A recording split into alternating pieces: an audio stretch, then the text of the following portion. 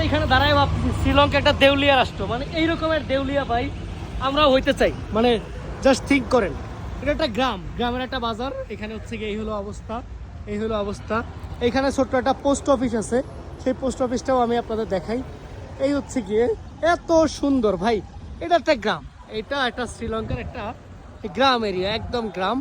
তো এই রকমের শ্রীলঙ্কা নাকি দেউলিয়া, শ্রীলঙ্কা গরিব, বাংলাদেশের হচ্ছে গিয়া মিডিয়া এইসব কথা বলে, এই রকমের গরিব, এই রকমের দেউলিয়া আমরাও হইতে চাই ভাই। প্লিজ, বাংলাদেশের কোন সরকার পারবে আমাদের এরকম দেউলিয়া করতে ভাই? এই রকমের দেউলিয়া আমরা হইতে চাই, এই রকমের দেউলিয়া আমরা হইতে চাই। Oh my god, this is so beautiful.